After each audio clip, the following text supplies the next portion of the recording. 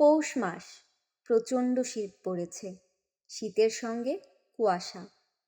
ইমন বসে আছে তার বড় মামার বাড়ির দোতলার বারান্দায়। সে অবাক হয়ে দেখছে কুয়াশায় সব ঢেকে আছে, একটু দূরের জিনিসও দেখা যাচ্ছে না।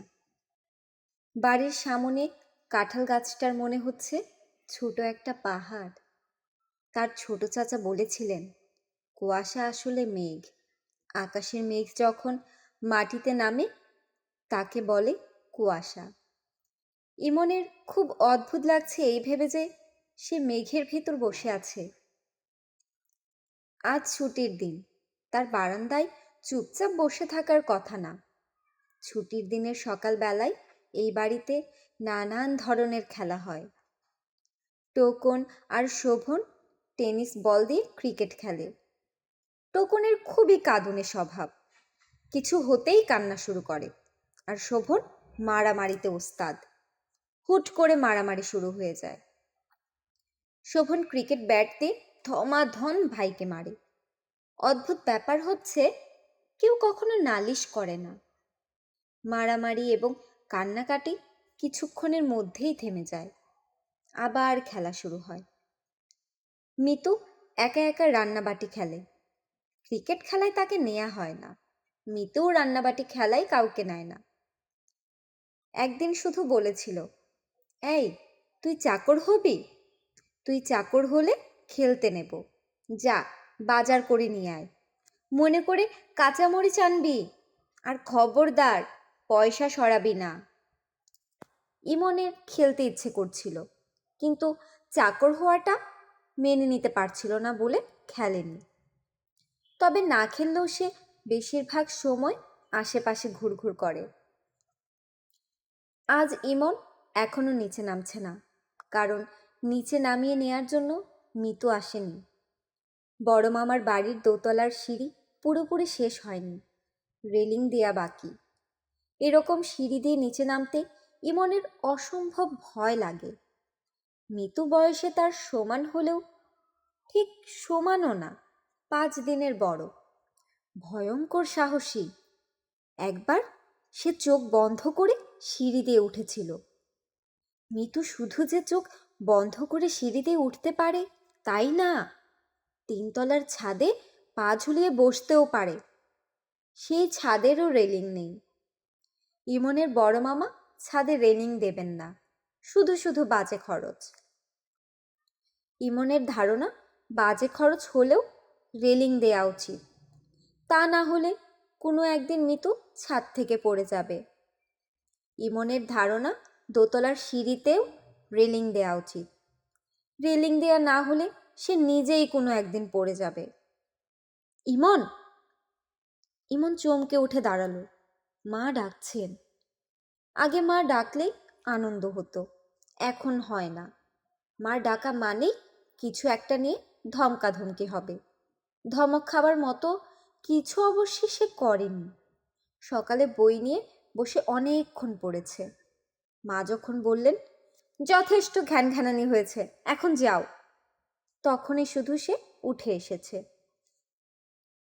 ইমন ভয়ে ভয়ে মার ঘরের দরজা ধরে দাঁড়ালো। মার রাতে জ্বর ছিল, এখনো বোধহয় জ্বর। মা শুয়ে আছেন। সুপ্রভা মার পাশে বসে নিজে নিজেই খেলছে।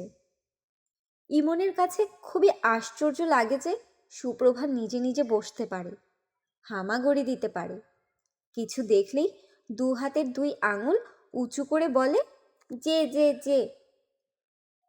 মানুষ কাউকে কিছু দেখাতে চাইলে 1 আঙুল দিয়ে দেখায়, সুপ্রভা 2 হাতের 2 আঙুল দেখায়। এটাও তার কাছে বিস্ময়কর মনে হয়। সুপ্রভা ইমনকে দেখা মাত্র 2 হাতের 2 আঙুল উঁচু করে তাকে দেখালো এবং ক্রমাগত বলতে লাগলো, যে যে যে। সুরাইয়া বলল, কোথায় ছিলি? ইমন ভীত গলায় বলল, বারান্দায়।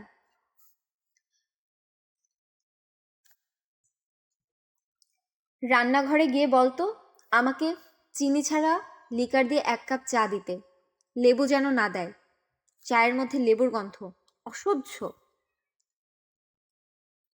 তোমার জ্বর কমেছে মা? সুরাইয়া বিরক্ত গলায় বলল, আমার জ্বরের খবর তোকে নিতে হবে না, যা করতে বলেছি কর। তোর গলা খালি কেন? মাফলার যে একটা দিয়েছিলাম সেটা কই? ঠান্ডা লাগিয়ে রাতে যদি খুক খুক করে কাশিস তাহলে গলা চেপে ধরবো, তখন বুঝবি কত ধানে কত চাল। যা এখন সামনে থেকে। ইমন দোতলা থেকে একতলায় নামছে। নামতে গিয়ে সে লজ্জায় মরে যাচ্ছে, কারণ সে নামছে বসে বসে। কেউ দেখলেই হাসবে, বিশেষ করে মিতু যদি দেখে তাহলে সর্বনাশ। খুব হাসাহাসি করবে। এমনিতেই মিতু তাকে নিয়ে খুব হাসাহাসি করে, তাকে ডাকে ক্যাবলা বাবা। এই অবস্থায় যদি দেখে ফেলে হয়তো আরও ভয়ঙ্কর কোনো নামে ডাকবে। ইমন ঠিক মতোই নামলো, কেউ তাকে দেখল না।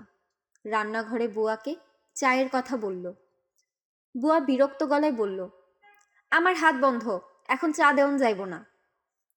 বুয়ার কথা শুনে ইমনের ভয় ভয় লাগছে। বুয়া যদি চা না পাঠায় মা বুয়ার উপর রাগ করবে না, তার উপরই রাগ করবে, চর মারবে বা চুলে ধরে ঝাঁকুনি দিবে। ইমন বিড়বিড় করে বলল, বুয়া, মার জ্বর এই খুব, সকালে কিছু খায়নি, এই জন্যই চা চাচ্ছে, দুধ চিনি লেবু ছাড়া শুধু লিকার। কইলাম না হাত বন্ধ। ইমন মন খারাপ করে রান্নাঘর থেকে বের হলো। বড় মামার বাড়িতে তারা খুব খারাপ অবস্থায় আছে, কেউ তাদের কোনো কথা শোনে না। ইমন যদি কোনো কাজের লোককে বলে, এই আমাকে এক গ্লাস পানি দাও, সে অবধারিতভাবে না শোনার ভান করে চলে যাবে, কিংবা দিতেছি বলে সামনে থেকে সরে যাবে, কিন্তু আর ফিরে আসবে না। আগে এই নিয়ে তার খুব মন খারাপ লাগতো, এখন লাগে না। ইমন বারান্দায় এসে দেখে মিতু বারান্দার পিলারে হেলান দিয়ে কমলা খাচ্ছে। এই শীতে তার গায়ে পাতলা একটা ফ্রক। খুব যারা সাহসী মেয়ে তাদের বোধহয় শীতও কম লাগে। ইমনের খুব ইচ্ছা করছে মিতুর কাছে যেতে, তবে এখন সে যাবে না, একটু পরে যাবে। মিতুর কমলা খাওয়া শেষ হবার পর যাবে। এখন মিতুর পাশে গিয়ে দাঁড়ালে মিতু ভাবতে পারে সে কমলার লোভে কাছে এসেছে। মিতুর কমলা খাওয়া শেষ না হওয়া পর্যন্ত সে অন্যদিকে তাকিয়ে থাকবে, এমন ভাব করবে যেন খুব মন দিয়ে কিছু দেখছে। এই কেবলা, এই, মিতু ডাকছে। মিতুর কমলা খাওয়া শেষ হয়নি, হাতে এখনো কয়েকটা কোয়া রয়েছে। ইমন কাছে গিয়ে দাঁড়ালে একটা দুটো কোয়া হয়তো তার হাতে দেবে, তখন ইমনকে লোভীর মতো লাগবে, আবার নাও দিতে পারে। মিতুর কোনো কিছুই ঠিক নেই। ইমন কাছে গেল। মিতু তাকে কমলার কোনো কোয়া দিল না, পুরো কমলা শেষ করে বলল, ক্যাবলা, আজ তোর চাচা আসবে না? ইমন বলল, আসতে পারে। ছোট চাচার কথা ওঠায় ইমনের মন ভালো হয়ে গেল। সে একটু হেসেও ফেলল। আজ শুক্রবার, ছুটির দিন। ছুটির দিনে ছোট চাচা আসে। গত শুক্রবার আসেনি, আজ হয়তো আসবে। তোর ছোট চাচাকে দেখতে কেমন লাগে জানিস? কেমন লাগে? অবিকল রাম ছাগলের মতো লাগে। দাড়ি রেখেছে তো এই জন্যে। রাম ছাগলেরও দাড়ি থাকে, হি হি হি। ইমনের চোখে প্রায় পানি এসে যাচ্ছে। ছোট চাচাকে কেউ খারাপ বললে তার খুব মন খারাপ লাগে। তাছাড়া দাড়িতে ছোট চাচাকে খুবই সুন্দর লাগে। মিতু বলল, আমি যখন কমলা খাচ্ছিলাম তখন তুই লোভীর মতো তাকিয়েছিলি কেন? তাকিয়েছিলাম না তো? অবশ্যই তাকিয়েছিলি, লোভী কোথাকার, আবার মিথ্যা কথা বলে। মিথ্যুক? আমি মিথ্যুক না, আমি সত্য। অবশ্যই তুই মিথ্যুক, বাবা মারা গেছে আবার মিথ্যাও কথাও বলে। বাবা মরেনি, বেড়াতে গেছেন, চলে আসবেন। চলে আসবে না হাতি, কোনোদিনও আসবে না। আসবে, তুই বললেই হবে, সবাই জানে আসবে না। তুই একে তো মিথ্যুক, তার উপর বোকা। আমি বোকা না। অবশ্যই তুই বোকা, বোকা এবং ভীরু।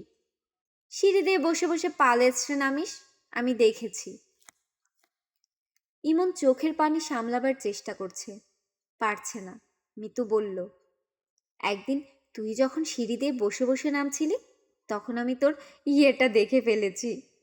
দেখ তো, সাদা কেচোর মতো, হি হি হি। ইমনের চোখে এবার পানি এসে গেল। চোখ মুছে সে রওনা হলো রান্নাঘরের দিকে। বুয়াকে আরেকবার অনুরোধ করে দেখবে যেন মাকে সে চা দিয়ে আসে। মিতু তার ফ্রকের পকেট থেকে আরেকটা কমলা বের করেছে। মেয়েটার মুখ গোলগাল, মাথা ভর্তি ঝাঁকড়া চুল, অসম্ভব সুন্দর চেহারা।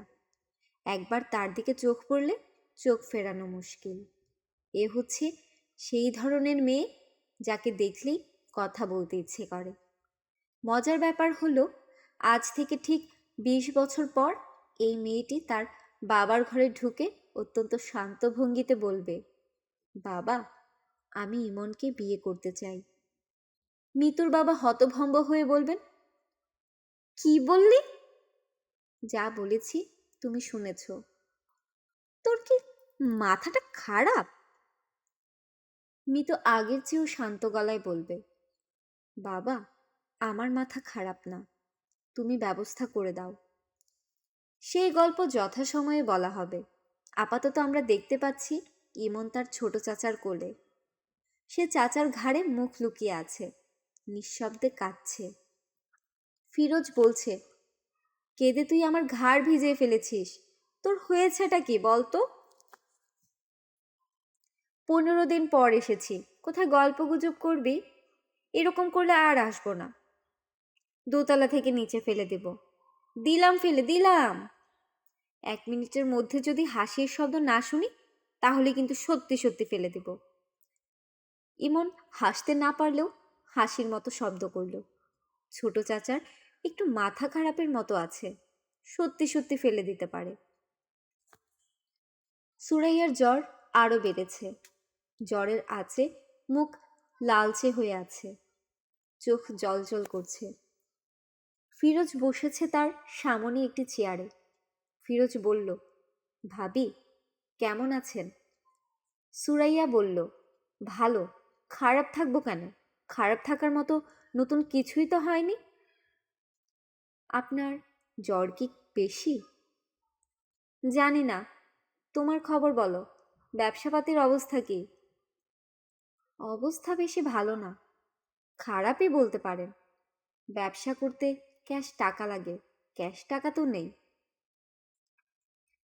তোমার ভাইয়ের টাকা পয়সার খোঁজ নিতে বলেছিলাম, খোঁজ নিয়েছো? ফিরোজ কিছু বলল না, চুপ করে রইল। এই প্রসঙ্গে আলাপ করতে তার ইচ্ছা করছে না। অফিসে তার ভাইয়ের টাকা পয়সা ভালোই আছে। টাকাটা পেতে হলে তার মৃত্যু হয়েছে এই মর্মে প্রমাণসহ কাগজপত্র দিতে হবে। ভাইয়ের মৃত্যু হয়েছে এ জাতীয় কোনো কাগজ তার কাছে নেই। একটা মানুষ নিখোঁজ হয়ে গেছে, এই পর্যন্তই। তার আর কোনো খোঁজ নেই।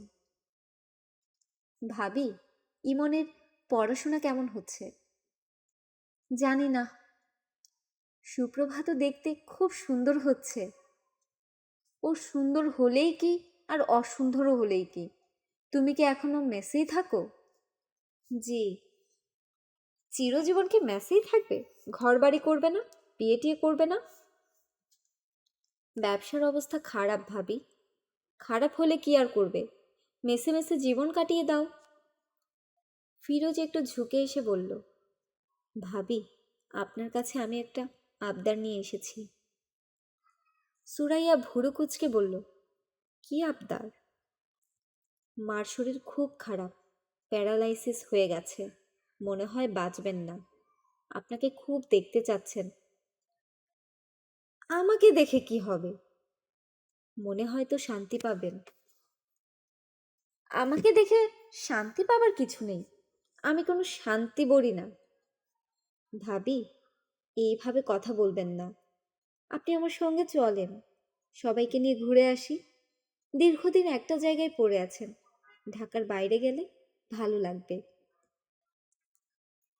আমার ভালো লাগা নিয়ে তোমাকে ভাবতে হবে না। ভাবি, আমি হাত জোর করছি। সুরাইয়া বিরক্ত গলায় বলল, কথায় কথায় হাত জোর করবে না। এইসব নাটক আমার ভালো লাগে না। আমি কোথাও যাব না। তাহলে একটা কাজ করি, ইমনকে নিয়ে যাই। না, ওকে আমি একা কোথাও পাঠাবো না। একা কোথায় ভাবি? আমি তো সঙ্গে যাচ্ছি। নিয়ে যাব, একটা দিন থাকবো, তারপর চলে আসব। না, অনেক দিন তো হয়ে গেল ভাবি। এখন একটু স্বাভাবিক হবার চেষ্টা করা উচিত না? আমি স্বাভাবিকই আছি। এর চেয়ে বেশি স্বাভাবিক হওয়া আমার পক্ষে সম্ভব না। ফিরোজ, তুমি এখন যাও। শরীর ভালো লাগছে না, কথা বলতে ইচ্ছে হচ্ছে না। আমি যাব বৃহস্পতিবার দুপুরে। সকালবেলা এসে একবার খোঁজ নিয়ে যাব। কি খোঁজ নিয়ে যাবে? যদি আপনি যান আমার সঙ্গে, কিংবা ইমনকে দেন। একবার তো না বলেছি, তারপরেও চাপ দিচ্ছ কেন? চাপ দিচ্ছি না ভাবি, অনুরোধ করছি। মার শরীর খুবই খারাপ, বাঁচবেন না। ইমনের জন্য খুব অস্থির। ভাবি, আজ উঠি, বৃহস্পতিবার সকালে আসব। যাওয়ার আগে দেখা করার জন্য আসব। সুপ্রভা কি ঘুমোচ্ছে? হ্যাঁ। ওকে দিন, একটু কোলে নিয়ে আদর করি। কোলে নিয়ে আদর করতে হবে না, ঘুম ভেঙে যাবে। ঘুম ভাঙলে বিশ্রী করে কাঁদে, অসহ্য লাগে। সুপ্রভার কান্না শুধু না, সুরাইয়ার সব কিছুই অসহ্য লাগে। ইমন যখন পড়ার টেবিলে বসে গুনগুন করে, সেই গুনগুন কিছুক্ষণ শুনলেই অসহ্য লাগে। আবার সে যখন নিঃশব্দে পড়ে, তখন চারিদিকের নৈঃশব্দও অসহ্য লাগে। সবচেয়ে বেশি অসহ্য লাগে তার বড় ভাই জামিলুর রহমানকে।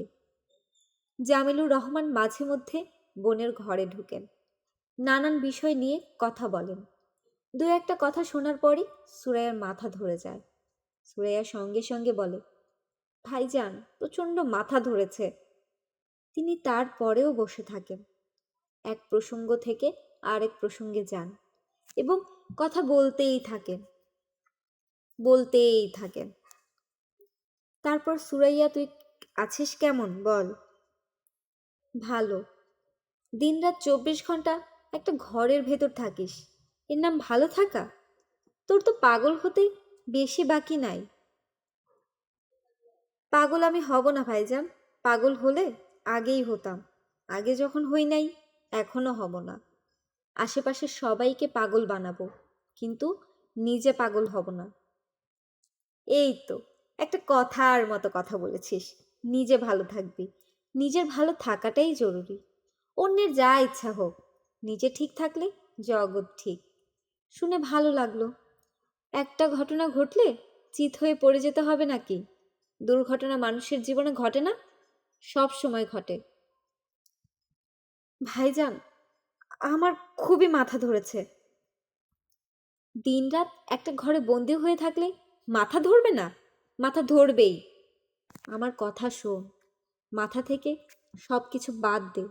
আয়, আমরা তোর জীবন নিয়ে নতুন করে চিন্তা ভাবনা করি। নতুন চিন্তা ভাবনাটা কি? আমাকে বিয়ে দেবার কথা ভাবছেন? যদি ভাবি, অসুবিধা কোথায়? তোর বয়স অল্প, সারাটা জীবন পড়ে আছে সামনে। সুরাইয়া হতভম্ব গলায় বলল, ইমনের বাবা বেঁচে থাকতেই আমি আরেকটা বিয়ে করে ফেলবো? বেঁচে আছে তোকে কে বলল? মরে গেছে সেটাই বা কে বলল? তাছাড়া আমি জানি বেঁচে আছে, আর যদি নাও থাকে, বিয়ে তো আমি করব না। খুব ভালো একটা ছেলে পেয়েছিলাম, ইনডেটিংয়ের ব্যবসা করে, বয়স অল্প, রোড অ্যাক্সিডেন্টে স্ত্রী মারা গেছেন। আপনি চান আমি আমার 2 বাচ্চা নিয়ে তার ঘাড়ে ধরে ঝুলে পড়ি? ভাইজান, যখন আপনার মনে হবে আমাদের আর পালতে পারছেন না, অসুবিধা হচ্ছে, তখন বলবেন, আমি চলে যাব। কোথায় যাবি? কোথায় যাব সেটা আমার ব্যাপার। ভাইজান, এখন আপনি যান। আমার এখন মাথা ধরেছে, যে ইচ্ছা করছে দেয়ালে মাথা ঠুকি। জামিলুর রহমান সাময়িকভাবে উঠে চলে যান। তবে কিছুদিন পর আবারও আরেকটি ছেলের সন্ধান নিয়ে উপস্থিত হন। বুঝলি, ভদ্রলোকের বয়স সামান্য বেশি, মনে হয় 50 ক্রস করেছে, তবে ভালো স্বাস্থ্য, চেহারাও সুন্দর। দেখলে মনে হয় বয়স 35, 36। Highly educated. ইলিনিও ইউনিভার্সিটি থেকে MS করেছে। আমেরিকান এক মেয়ে বিয়ে করেছিল, বিয়ে টেকেনি। আমেরিকান মেয়ে, বুঝতেই পারছিস, বিয়েটা ওদের কাছে একটা খেলা। কিছুদিন হানি হানি বলা, তারপর সাপ নেউলের খেলা। সুরাইয়া ভাইকে থামিয়ে দিয়ে বললেন, ভাইজান শোনেন, আমি আমেরিকান মেয়ে না, আমি বাঙালি মেয়ে, এবং বিয়েটা আমার কাছে খেলা না। আমার একবার বিয়ে হয়েছে, আমার স্বামী আমাকে তালাকও দেয়নি, মরেও যায়নি। আমি আবার বিয়ে করব কেন? কোনো স্বামী যদি 2 বছর তার স্ত্রীর সঙ্গে যোগাযোগ না রেখে নিরুদ্দেশ থাকে, তাহলে সেই বিয়ে অটোমেটিক্যালি তালাক হয়ে যায়। কে বলেছে? মাওলানা সাহেব বলেছেন। মাওলানা সাহেবদের বিয়ে হয়তো তালাক হয়ে যায়। ইমনের বাবা তো মাওলানা না। ইমনের বাবা বেঁচে আছেন, তিনি একদিন ফিরে আসবেন। এই বিষয়টা সুরাইয়া মনে প্রাণে বিশ্বাস করে। সুরাইয়ার সঙ্গে সঙ্গে আরও একজন বিশ্বাস করে, সে সুরাইয়ার ভাবি ফাতেমা। জামিলুর রহমান যেমন অতিরিক্ত চালাক, তার স্ত্রী তেমন অতিরিক্ত বোকা। জগতের বোকারা ভালো মানুষ ধরনের হয়, ফাতেমা বেগম তা না। ভালো মানুষের কোনো ব্যাপারই তার মধ্যে নেই। সুরাইয়া তার পুত্র কন্যা নিয়ে এই সংসারে সিন্দাবাদের ভূতের মতো চেপে আছে, এই ব্যাপারটা তার কাছে অসহনীয় লাগে। বোকা মানুষ বলেই তিনি মনের ভাব গোপন রাখেন না, সরাসরি বলেন। পানের পিক ফেলে গম্ভীর গলায় বলেন, একটা কিছু ব্যবস্থা তো নেওয়া দরকার। আর কতদিন? আমার ছেলেপুলে বড় হচ্ছে। তারপরেও সুরাইয়া তার ভাবিকে খুব পছন্দ করে, কারণ ফাতেমারও ধারণা ইমনের বাবা বেঁচে আছে, কোনো একদিন ফিরে আসবে। সেই কোনো একদিনটা কবে সেটা ফাতেমা জানেন না, সুরাইয়াও জানে না। সুরাইয়ার কেন জানি মনে হয় লোকটা ফিরবে গভীর রাতে, হয়তো ঝুপঝুপ করে বৃষ্টি পড়ছে, এর মধ্যেই ভিজতে ভিজতে উপস্থিত হবে। সুরাইয়া দরজা খুলে দেবে, সে ঢুকবে খুব সহজভাবে। যে কোনো পরিস্থিতিতে স্বাভাবিক থাকা হচ্ছে লোকটার স্বভাব।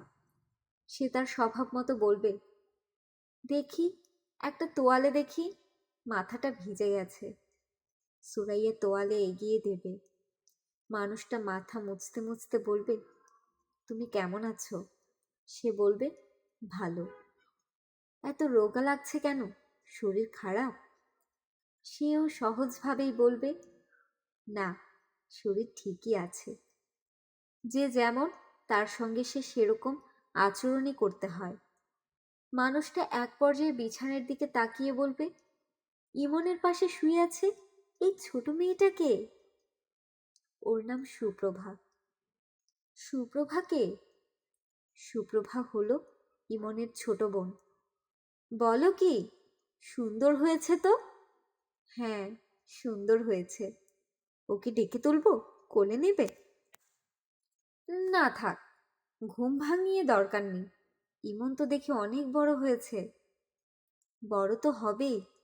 তুমি কি ভেবেছিলে, যেরকম রেখে গেছো ফিরে এসে সেরকম দেখবে? মানুষটা কথা ঘোরাবার জন্য বলবে, ঠান্ডা লেগে গেছে, চা খাওয়াতে পারবে? অবশ্যই পারবো, কেন পারবো না? তুমি ভাত খাবে না? হ্যাঁ খাবো, ভাতও খাবো। গোসল করতে হবে, সাবান দাও তো। ভাত খাবার আগেই চা খাবে, নাকি ভাত খাবার পর চা খাবে? চা খেয়ে গোসলখানায় ঢুকবো। আচ্ছা, এই বাড়িটা কার? আমার বড় ভাইয়ের বাড়ি। বাড়ি তো বেশ বড়। মানুষটা চেয়ারে চুপচাপ বসে থাকবে। সুরাইয়া যাবে চা বানাতে। শুধু চা বানালে হবে না, ভাত চড়াতে হবে। গরম ভাত, ভাতে 1 চামচ ঘি, ডিম ভাজা, ডিম ভাজার সঙ্গে শুকনো মরিচ ভাজা, নতুন আলু ডোবা তেলে মচমচে করে ভাজা। মানুষটার খুব প্রিয় খাবার। সুরাইয়া রোজ রাতে দীর্ঘ সময় নিয়ে কাল্পনিক কথোপকথন চালায়। এক এক রাতের কথাবার্তা হয় এক এক রকম। রাতের এই কথোপকথন অংশটা তার বড় ভালো লাগে। ইমন অন্ধকারে সিঁড়িঘরের নিচে দাঁড়িয়ে কাঁদছে। জায়গাটা বিশ্রী রকমের অন্ধকার, সেই কারণে তার ভয় লাগছে। আবার অন্ধকার থেকে বারান্দায় আলোতেও আসতে পারছে না। সে পেন্সিল হারিয়ে ফেলেছে। স্কুলের ব্যাগ গুছাতে গিয়ে ধরা পড়েছে পেন্সিল নেই। এই দুঃসংবাদ মাকে না দিয়ে উপায় নেই। সে মাকে বলল। সুরাইয়া ধমক ধামক কিছুই দিল না, শান্ত গলায় বলল, যেখান থেকে পারো পেন্সিল খুঁজে আনো। পেন্সিল না এনে আজ ঘুমোতে পারবে না। ঘণ্টাখানেক আগে সে মার ঘরে উকি দিয়েছিল। সুরাইয়া তাকে দেখেই বলল, পেন্সিল পেয়েছো? ইমন বলল, না। পেন্সিল পাওনি? তাহলে এসেছো কেন? বললাম না পেন্সিল না পেলে আসবে না। কথা কানে যায় না, বাদর ছেলে। রাত 10টার মতো বাজে। অন্যদিন এই সময়েও বাড়ি গমগম করে। আজ মনে হয় সবাই শুয়ে পড়েছে। বাড়ি নিঝুম। ইমন কি করবে বুঝতে পারছে না। এ বাড়িতে যদি ছোট চাচা থাকতেন তাহলে তাকে কানে কানে বললেই যত রাতই হোক তিনি দোকান থেকে পেন্সিল কিনে আনতেন। ছোট চাচা নেই। এখন যে সে কাঁদছে, ভয়ে কাঁদছে না, ছোট চাচার জন্য কাঁদছে। কাঁদতে কাঁদতেই তার মনে হলো, বাবা থাকলে বাবা কি তার পেন্সিল কিনে আনতেন? বলা যাচ্ছে না। বাবা কেমন ছিলেন, তিনি কি করতেন, সে দ্রুত ভুলে যাচ্ছে। বাবার চেহারাও এখন তার মনে নেই। শুধু মনে আছে বাবা খুব ফর্সা ছিলেন। আগের বাড়িতে বাবা এবং মার একটা ছবি ছিল ড্রেসিং টেবিলে সাজানো। সেই ছবিটা এ বাড়িতেও নিশ্চয়ই আছে, কিন্তু মা ট্রাঙ্কে রেখে দিয়েছেন। ছবিটা সাজানো নেই। ছবি সাজানো থাকলে সে মাঝে মাঝে দেখত। কে কে বসে আছে? এমন চমকে উঠল। মিতু। অন্ধকারে পা টিপে টিপে কখন যে সামনে এসেছে সে বুঝতেই পারেনি। ক্যাবলা, তোর কি হয়েছে? চোখ মুছতে মুছতে ইমন বলল, পেন্সিল হারিয়ে ফেলেছি। পেন্সিল হারিয়ে ফেললে এখানে বসে কাঁদছিস কেন? ইমন জবাব দিল না। মিতু বলল, ফুপু বকা দিয়েছে? হুম। কি বলেছে? পেন্সিল না পেলে ঘরে ঢুকতে পারবি না? হুম। কি রঙের পেন্সিল? হলুদ। আচ্ছা, আমি এনে দিচ্ছি। একটা কথা শোন, তোর যদি কিছু হারিয়ে যায় আমাকে বলবি, আমি এনে দেব। একা একা বসে কাঁদবি না। ইমন ধরা গলায় বলল, আচ্ছা। মিতু 2টা পেন্সিল এনে দিল, একটা হলুদ, একটা সবুজ। হলুদটা স্কুল ব্যাগে রাখবে, সবুজটা কোথাও লুকিয়ে রাখবে। যদি আবারও পেন্সিল হারায় তখন কাজে লাগবে। সুরাইয়া ইমনকে ঘরে ঢুকতে দেখে বলল, পেন্সিল পাওয়া গেছে? ইমন হ্যাঁ সূচক মাথা নাড়ালো। সুরাইয়া বলল, আবার যদি কিছু হারায় টেনে তোমার কান আমি ছিঁড়ে ফেলবো, বাদর ছেলে। আমি বাবার নাম ভুলিয়ে দেব। বাবা নেই, বাবার নাম মনে রেখে কি হবে? যাও হাত মুখ ধুয়ে ঘুমোতে আসো। ইমন বাথরুম থেকে হাত মুখ ধুয়ে ঘুমোতে এলো। আগে মাঝখানে ঘুমোতেন সুরাইয়া। তারা 2 ভাই বোন দুপাশে ঘুমোতো। এক রাতে সুপ্রভা গড়াতে গড়াতে খাট থেকে পড়ে গেল। তারপর থেকে সুপ্রভা মাঝখানে শোয়। শোয়ার এই ব্যবস্থাটা তার খুব ভালো লাগে। মাঝে মাঝে সুপ্রভাকে হাত দিয়ে ছোঁয়া যায়। সুপ্রভা যখন জেগে থাকে তখন তাকে হাত দিয়ে ছুলে খুব মজার একটা কাণ্ড হয়। সুপ্রভা খিলখিল করে হাসতে থাকে। সেই হাসি আর থামে না। যে কেউ হাত দিয়ে ছুলে সুপ্রভা এমন করে না, শুধু ইমন হাত দিয়ে ছুলেই এমন করে, যেন তার হাতে হাসির কোনো ওষুধ আছে। ইমন নিজে যখন সুপ্রভার মতো ছোট ছিল তখন সেও কি এরকম করতো? মাকে জিজ্ঞেস করতে ইচ্ছে করছে, কিন্তু সাহসে কুলোচ্ছে না। ছোট চাচাকে জিজ্ঞেস করতে হবে। ইমন। জি মা। স্কুলে পড়াশোনা কেমন হচ্ছে? ভালো। আকাশ ইংরেজি কি? স্কাই। বানান কর। SKY। আকাশ নীল ইংরেজি কি? The sky is blue. মাঝে মাঝে যে আমি তোমার উপর খুব রাগ করি, তখন কি মন খারাপ হয়? না। মিথ্যা কথা বলছো কেন? যদি মন খারাপ হয় বলবে মন খারাপ হয়। কি হয়? হ্যাঁ হয়। শোনো, আমি নিজে নানান দুঃখ কষ্টে থাকি তো, এই জন্য এমন ব্যবহার করি। আদর করা কি জিনিস ভুলে গেছি। যে আদর পায় না সে আদর করতেও পারে না। বুঝতে পারছো? হুম। তোমার বাবাও কিন্তু আদর করতে পারতো না। সব মানুষ সব কিছু করতে পারে না। তোমার বাবা কিভাবে তোমাকে আদর করতো মনে আছে? না। সে অফিস থেকে এসে তোমাকে কোলে নিয়ে 5 মিনিট হাঁটাহাঁটি করতো। এইটাই তার আদর। চুমু খাওয়া কিংবা উপহার কিনে দেওয়া এইসব তার স্বভাব ছিল না। তুমি বড় হয়ে কার মতো হবে? তোমার বাবার মতো হবে? না। তাহলে কার মতো হবে? ছোট চাচার মতো। কেউ কারো মতো হতে পারে না, সবাই হয় তার নিজের মতো। তুমি হাজার চেষ্টা করেও তোমার ছোট চাচার মতো হতে পারবে না, কিংবা তোমার বাবার মতো হতে পারবে না। সব মানুষই আলাদা। কচ্ছপ। কচ্ছপরাও কি আলাদা? হঠাৎ কচ্ছপের কথা এলো কেন? আর কোনো কথা না, ঘুমাও। আচ্ছা। ও, ভালো কথা। তোমার ছোট চাচা তোমাকে নিয়ে দেশের বাড়িতে বেড়াতে যেতে চায়। তুমি কি যেতে চাও? আনন্দে ইমনের কথা বন্ধ হয়ে গেল। তার ইচ্ছা করছে চিৎকার করে কেঁদে উঠতে। এমন চিৎকার যেন সুপ্রভারও ঘুম ভেঙে যায়। ভয় পেয়ে সেও যেন কাঁদতে থাকে। কথা বলছো না কেন? যেতে চাও না? চাই। একা একা যেতে ভয় লাগবে না? না। আমাকে ফেলে রেখে যাবে, কষ্ট হবে না? না।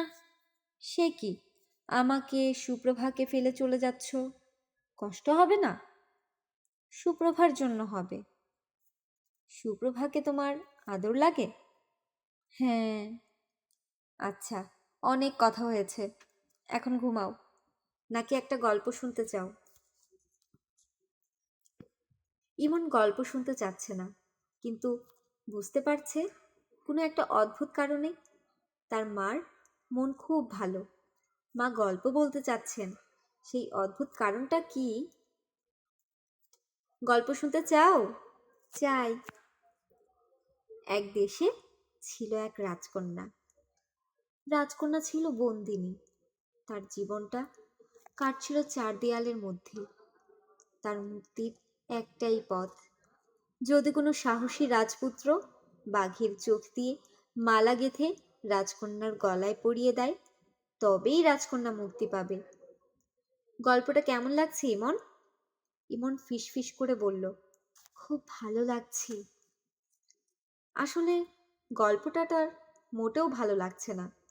বাঘের চোখের মালার কথা ভাবতেই তার ঘেন্না লাগছে। সে চোখের সামনে দেখতে পাচ্ছে অনেকগুলি বাঘ গভীর জঙ্গলে ঘুরে বেড়াচ্ছে। এদের কারোরই চোখ নেই। ভয়ঙ্কর এক রাজপুত্র তাদের চোখ উপড়ে নিয়েছে। অন্ধ বাঘের দল ঘুরে বেড়াচ্ছে। ঘুমিয়ে পড়েছ? না। তাহলে শোনো, বন্দিনী রাজকন্যাকে উদ্ধারের জন্য এক রাজপুত্র বের হলো বাঘের সন্ধানে।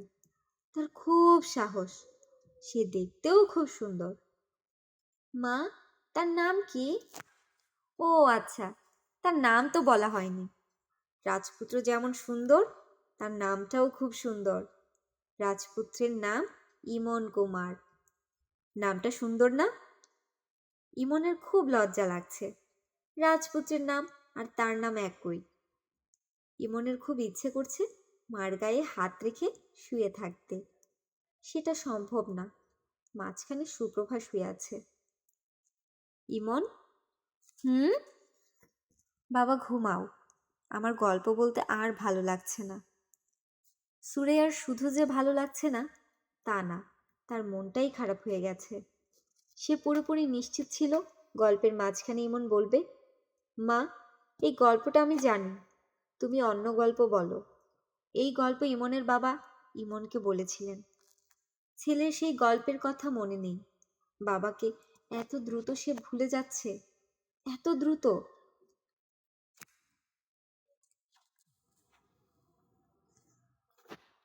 নিজেকে ইমনের খুব বড় মনে হচ্ছে, যেন হুট করে একদিনে অনেক বড় হয়ে গেছে। সে সবাইকে রেখে একা একা গ্রামের বাড়িতে যাচ্ছে। ছোট চাচা অবশ্যই সঙ্গে যাচ্ছেন, তারপরেও সে একা একা যাচ্ছে। এটা ভাবা যায়? ইমনের হাতে ছোট্ট ব্যাগ, ব্যাগে জামা কাপড়, টুথপেস্ট, টুথব্রাশ, একটা চিরুনি। সুরাইয়া ছেলের হাতে দুটা 10 টাকার নোট দিল। ইমন সেই নোট দুটা গম্ভীর ভঙ্গিতে শার্টের পকেটে নিল। সুরাইয়া বলল, খুব সাবধানে থাকবে। ইমন মাথা কাত করল। গ্রামে অনেক পুকুর টুকুর আছে, সাবধান, একা একা পুকুরে যাবে না, জঙ্গল টঙ্গলেও যাবে না, সাপ খোপ আছে, মনে থাকবে? হুম। আচ্ছা যাও, রাতে ছোট চাচার সঙ্গে থাকবে, বাথরুম পেলে তাকে জাগাবে। গ্রামের বাথরুম দূরে হয়। আচ্ছা। বাহ, আমাদের ইমন কুমার তো খুব স্মার্ট লাগছে। কাছে এসো, কপালে চুমু খেয়ে দেই। ইমন কাছে গেল। মা যখন কপালে চুমু খেলেন, তখন হঠাৎ তার মনে হলো মাকে ছেড়ে সে থাকতে পারবে না। গ্রামের বাড়িতে না গেলেই সবচেয়ে ভালো হয়। ইচ্ছাটা হলো খুব অল্প সময়ের জন্য। ট্রেনে উঠে ইমনের মনে হলো সে শুধু বড় না, অনেক বড় হয়ে গেছে। কারণ ছোট চাচা তার ট্রেনের টিকিট তার হাতে দিয়েছেন। টিকিট দেওয়ার সময় বলেছেন, হারাবি না, হারালে টিকিট চেকার ফাইন করে দেবে। ইমনকে ছোট চাচার কোলে বসতে হলো না, তার জন্য জানালার কাছে আলাদা সিট। ছোট চাচা চা খেলেন, সেও খেলো, ঠিক বড়দের মতো আলাদা কাপে। ট্রেনের জানালা দিয়ে দৃশ্য দেখতে তার কি যে ভালো লাগছিল। মনে হচ্ছিল সে সারা জীবন ট্রেনে কাটিয়ে দিতে পারবে। এর মধ্যে ছোট চাচা বললেন, এই যে মিস্টার হার্ডনাট, আমার ঘুম পাচ্ছে, আমি ঘুমাবো। তোর দায়িত্ব হচ্ছে স্টেশনের নাম পড়তে পড়তে যাওয়া। যখন দেখবি স্টেশনের নাম নান্দাইল রোড, তখন আমাকে ডেকে তুলবি। ট্রেন স্টেশনে ঢুকতেই জানালা দিয়ে মাথা বের করে স্টেশনের নাম পড়া কি রোমাঞ্চকর ব্যাপার। গ্রামের বাড়ি দেখে কেমন আনন্দে অভিভূত হলো। কি অদ্ভুত বাড়ি, টিনের চাল, ছোট ছোট জানালা, চারদিকে এত গাছপালা, যেন মনে হয় জঙ্গলের ভেতর বাড়ি। একটা কুমড়ো গাছ বাড়িটার চালে উঠে গেছে, সেই গাছ ভর্তি কুমড়ো। উঠোনে সত্যিকার একটা মা ভেড়া 4টা বাচ্চা নিয়ে বসে আছে। ইমন যখন তার সামনে দাঁড়ালো, ভেড়াটা একটুও ভয় পেল না। বাচ্চা ভেড়াদের একটা আবার এসে ইমনের গা শুকতে শুরু করলো। বিস্ময়ের উপর বিস্ময়, বাড়িতে দুটা রাজহাঁস। তারা গলা উঁচু করে কি গম্ভীরভাবে হাঁটছে, দেখলেই আদর করতে ইচ্ছে করে। ছোট চাচা অবশ্যই বললেন, রাজহাঁস দুটো খুবই তেদর, খবরদার কাছে যাবি না, কামড় দেয়। অদ্ভুত কথা, হাঁস আবার মানুষকে কামড় দেয়? হাঁস কি কুকুর নাকি যে কামড়াবে? আকলিমা বেগম নাতিকে দেখে ডাক ছেড়ে কাঁদতে শুরু করলেন। কাঁদেন আর একটু পরপর বলেন, আমার ইমন্যা আইছে, তোমরা কে কই আসো, দেখা যাও আমার ইমন্যা আইছে। দাদির কান্না দেখে ইমনের লজ্জা লাগছে, আবার ভালোও লাগছে। সে কিছুতেই বুঝতে পারছে না এমন বুড়ো একজন মানুষ তার মতো ছোট্ট একজনকে এত ভালোবাসে কেন। দাদিজানের শরীর অবশ, শুধু ডান হাতটা নাড়তে পারেন। সেই হাতে তিনি ইমনকে ধরে আছেন, কিছুতেই ছাড়ছেন না। হাতে ন্যাপথলিনের গন্ধ। বুড়ো মানুষদের হাতে কি ন্যাপথলিনের গন্ধ হয়? ইমনের সারাটা দিন কাটল ভয়াবহ উত্তেজনায়। দুবার তাকে রাজহাঁস তাড়া করল। এতে ভয় যেমন লাগছিল, মজাও লাগছিল। বড়ই গাছে উঠে সে নিজের হাতে পাকা বড়ই পেড়ে খেল। বড়ই গাছে নিজে নিজে ওঠা কঠিন, তবে ছোট চাচা একটা টেবিল এনে গাছের সঙ্গে লাগিয়ে দিলেন। টেবিল থেকে চট করে গাছে ওঠা যায়, তবে খুব বেশি দূর ওঠা যায় না। গাছ ভর্তি কাটা। ছোট চাচা কামরাঙ্গা গাছের ডালে একটা দোলনা টানিয়ে দিলেন। খুব অদ্ভুত দোলনা, চেয়ার দোলনা। একটা চেয়ারের হাতলের সঙ্গে দড়ি বেঁধে গাছের ডালে ঝুলিয়ে দেয়া। কি যে মজার দোলনা, মনে হয় চেয়ারে বসে আছে। সামনে টেবিল, চেয়ার এবং টেবিল দুটোই দুলছে। তারপর সে ছোট চাচার সঙ্গে গেল ছিপ ফেলে পুকুরে মাছ ধরতে। দুজনের হাতে দুটা ছিপ, ছোট চাচার বড় ছিপ, তার ছোট ছিপ। মাটি খুঁড়ে কেঁচো বের করে কেঁচো দিয়ে টোপ দেয়া হলো। খুবই ঘেন্নার কাজ। মাছ মারতে হলে একটু ঘেন্নার কাজ করতেই হয়। ঢাকার কেউ বিশ্বাস করবে না, কিন্তু ঘটনা 100 ভাগ সত্যি। ইমন তার ছিপে একটা সরপুঁটি মাছ ধরে ফেলল। মাছটা ধরে তার এত আনন্দ হলো যে শব্দ করে কেঁদে ফেলল। ছোট চাচা বিরক্ত হয়ে বলেন, আরে গাধা, মাছ ধরে কাঁদছিস কেন? এখানে কাদার কি হলো? মাছ ধরতে না পেরে কাঁদলেও একটা ব্যাপার ছিল, এত বড় মাছ ধরে ফিচ ফিচ কান্না, ছি। নিজের মারা সরপুঁটি মাছ ভাজা দিয়ে সে দুপুরে ভাত খেল। আরও অনেক খাবার ছিল। মুরগির মাংসের কোরমা ছিল, ডিমের তরকারি ছিল। তার আর কিছুই ইচ্ছে করল না খেতে।